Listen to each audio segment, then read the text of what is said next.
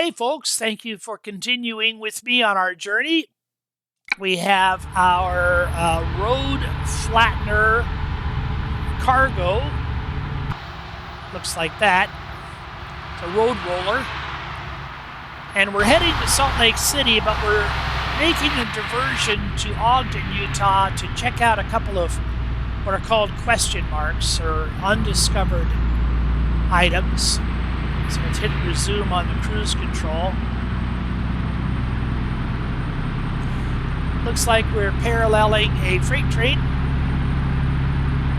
Georgia Pacific, by the way, is a real live company. It's a lumber company based out of, historically based out of Georgia. I don't know where they're based out of today. Union Pacific is a real live train operator. Monster Union Hub in Omaha. Grand Island, Nebraska. If you ever want an interesting site, go to Grand Island, Nebraska to the Union Pacific yard, and there's an overhead observation platform, and you can watch the hooking and detaching of cars, and it's just amazing watching railroad operations. Makes you feel like a kid watching the movement of all these monster rail cars. And we just crashed. That's not good. I think I've got a bad mod somewhere.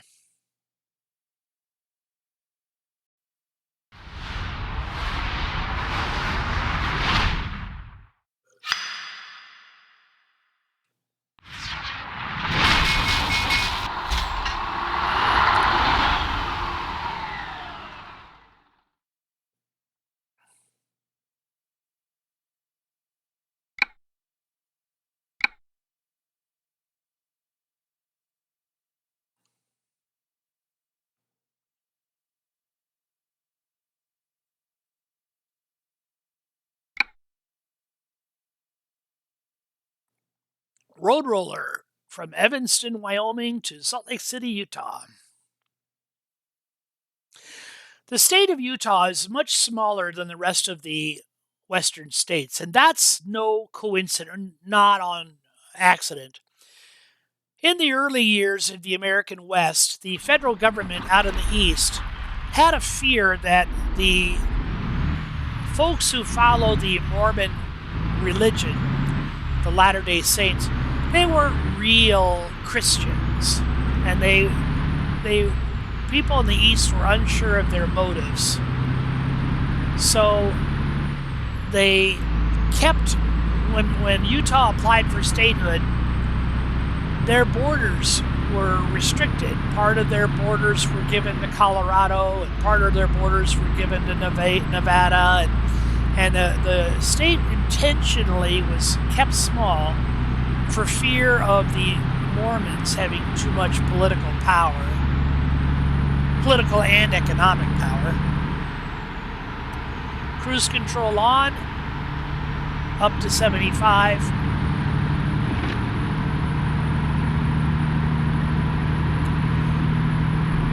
Within Salt Lake City, the Mormon population, I'd imagine, is probably about 40% Mormon. You leave Salt Lake into the rural parts of Utah, and it gets up close to 80%. You go to some of the outlying communities, and it presses up on 95%. And in those really high Latter-day Saint populations, that's when you start encountering the sister wives and some of the more controversial parts of Mormon life. I'm a big coffee drinker, and by strict Mormon doctrine, coffee is not allowed. So we're backed up a little bit from where we were. I believe we're just now entering Utah, and we are being asked to go back into that Echo port of entry. Didn't we just do this on the last video? Ha ha ha. was so fun. Let's do it again.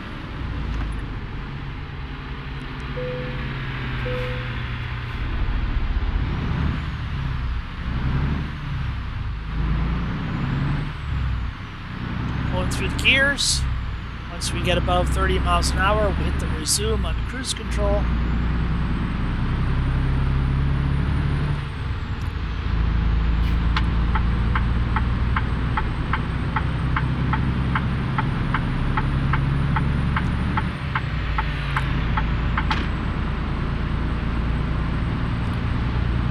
So Interstate 84 goes through Ogden, it goes into Twin Falls, Idaho, Mountain Home, Idaho, Boise, Idaho, Nampa, Idaho, Ontario, Oregon, and then kind of diagonally through the northeastern tip of Oregon. I believe it goes through Pendleton, and then along the Columbia River into Portland, Oregon. But we're only using I-84 just to get up to Ogden, which is just due north of Salt Lake City. Here's something you would never see. A double trailer sponsored by Pan American Airlines. Well, not only is Pan American Airlines a defunct international airline carrier, but you don't often see air carriers represented by tractor trailers. Could happen, but not likely.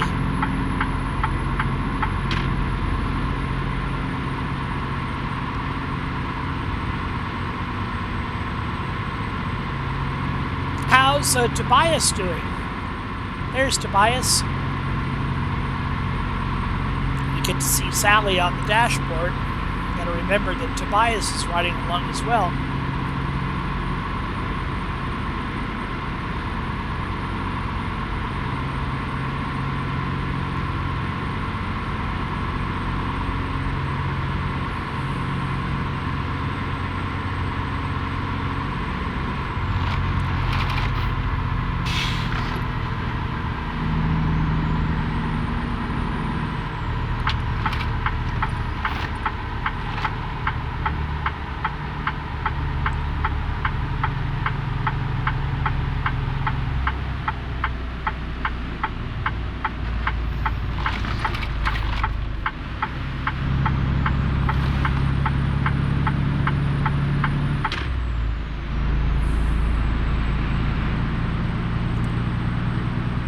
We have discovered Ogden, Utah, and again, the only reason we're in Ogden at all is to discover these couple of question marks. One of the question marks inevitably is going to be a recruiting station, and the other one will be a truck dealership, I'm sure.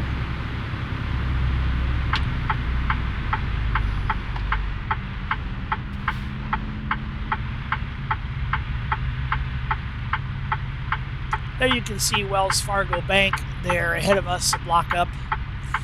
Not sure exactly where the headquarters for Wells Fargo is. But they are a prominent bank throughout the United States, and it did start in the Mountain West, I believe. Of course, everybody knows the history of the Wells Fargo stagecoaches. One thing about the blocks in Salt Lake City, all the addresses in Salt Lake City get their street address from their relationship with Temple Square. Temple Square is in the downtown core of Salt Lake and head of the Mormon Church. So when you read you're on the 2500 block, you are 2,500 blocks away from Temple Square in downtown Salt Lake City. Oh, these flowers are just gorgeous. Again, you really got to hand it to these scenery artists when they produce this fantastic scenery. This is all default scenery. It's not my fault, it's default.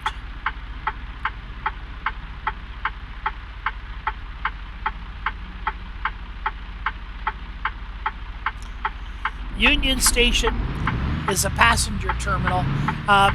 Folks who come from England are from Europe are very used to trains being on time. English rail is notorious for being on time. Not true with American Amtrak. But you got to realize that the ridership on Amtrak is a lot smaller than the ridership on trains in Europe. And the distances are much, much greater. So in America, train travel, especially in a practical sense, is almost non-existent. The only time you would travel by train is for pleasure.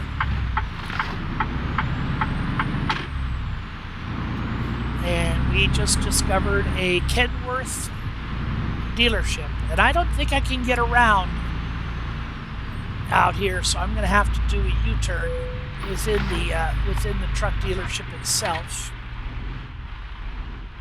And come through the service entrance back here.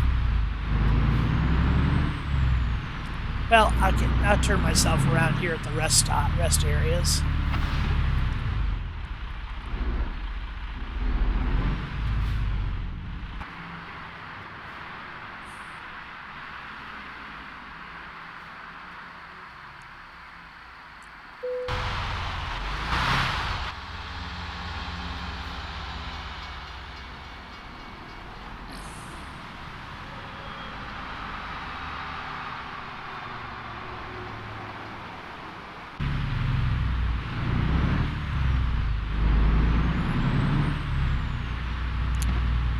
Great, next time we have an opportunity to buy a truck, we could choose to buy a Kenworth.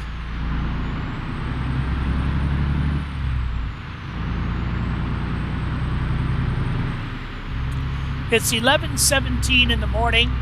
If we didn't take any more stops, we could expect to be at delivery at 1:23.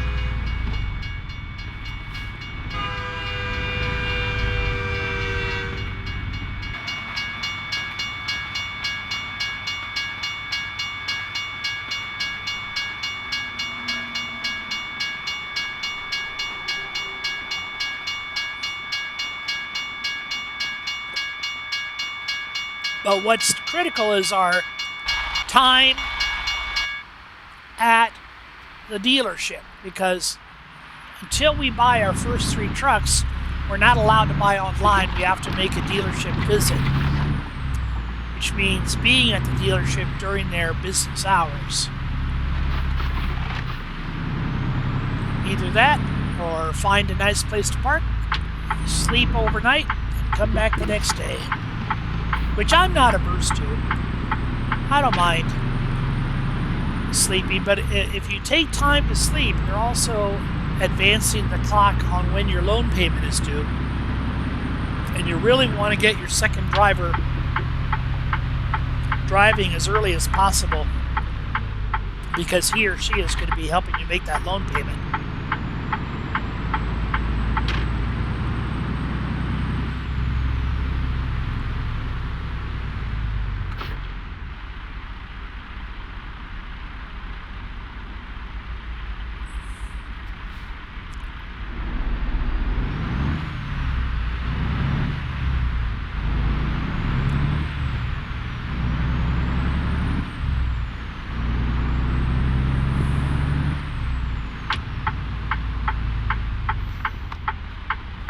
A right turn on red, of course, is perfectly legal.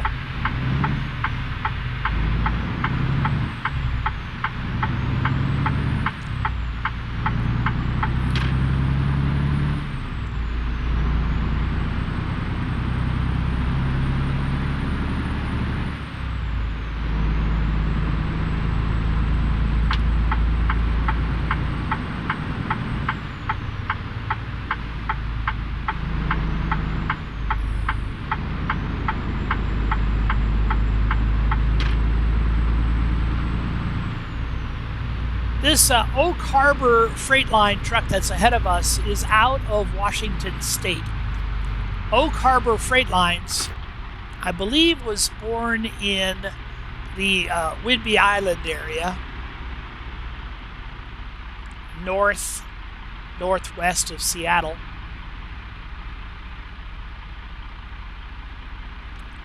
Their trucks are often known for proclaiming that their drivers are drug-free. Well, I would hope that all drivers are drug-free, but they make a big deal out of proclaiming it. Here you get a better look at that Oak Harbor Freight Lines truck as we get a little closer. Now, in real life, you would almost always find a Washington State license plate on an Oak Harbor truck, but in this game, the license plate, as is you can see the Utah plate on this truck, is the plate would represent where the truck is currently located here in Utah.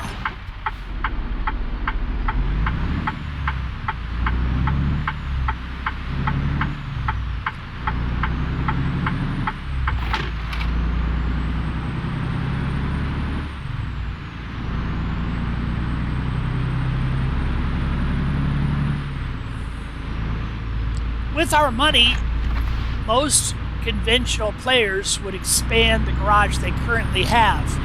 Remember, we have a one-bay garage in Evanston, Wyoming. It's ripe for expansion into a 3-bay and then up to a 5-bay, but we're not going to do that. That one-bay garage in Evanston will always be a one-bay garage because once I expand it, it can never contract again, and you'll never be given the opportunity to ever see a one-bay garage ever again in your driving career. So that one-bay will remain a one-bay, and our next garage we're going to buy from scratch somewhere else. And here it will be in Salt Lake City, Utah. Because up until you bought your first, I believe it's first three garages in person, on location. Then after that, you can buy garages online.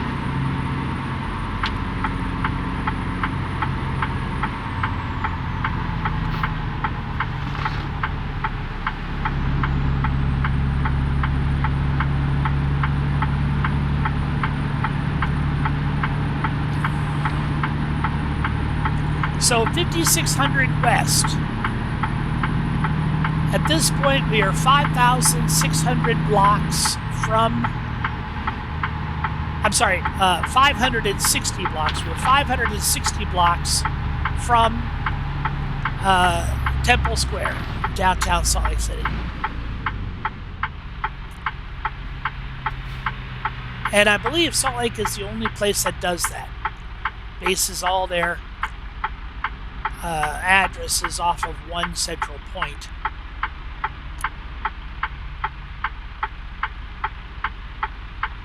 Now, many cities do that to a lesser extent. Like they'll have a main street, and then in consecutive numerals, they'll go 1st Avenue, 2nd Avenue, 3rd Avenue, outlying from Main Street. And some cities will do streets in alphabetical order, A, B, C, D. The more creative cities will have a theme about them. Like in some cities, it'll be alphabetical order, but it will be the names of trees. For instance, you'll come to ash, birch, cedar, elm, fir, accessory, etc. in alphabetical order in the name of trees. Some U.S. cities will make their streets in chronological order of U.S. presidents. Now, back in my day, as a kid, you would learn your U.S. presidents, and you would know what president came next in alphabetical order. But it's sorry to say, it's a state of the American educational system that I'm afraid kids today don't learn all their U.S. presidents the way I think they should.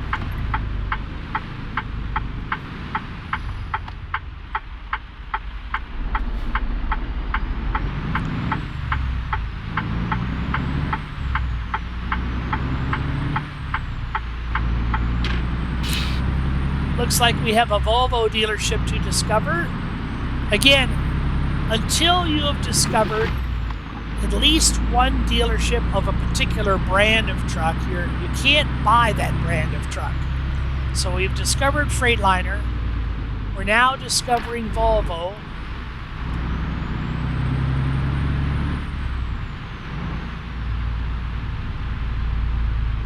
We have the ability to buy a Western Star.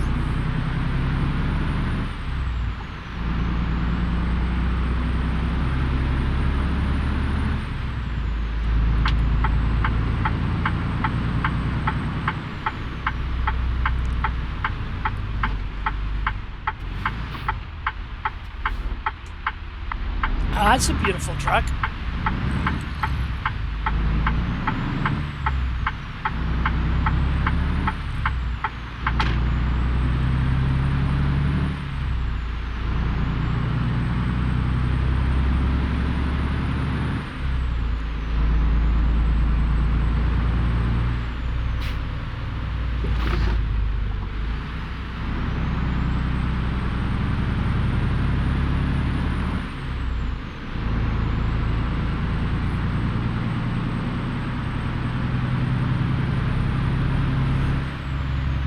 So one thing that's happened here is we drove by the Volvo dealership, but for some reason we didn't negate the navigation from it. So I need to go in and personally X out the navigation to that Volvo site so it won't be distracting on our GPS.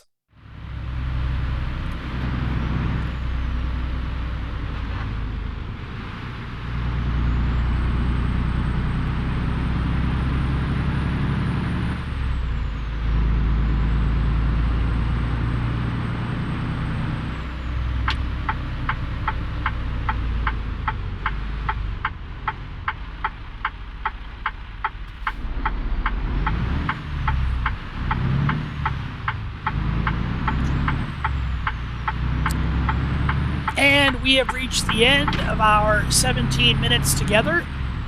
So thank you for joining me on this segment.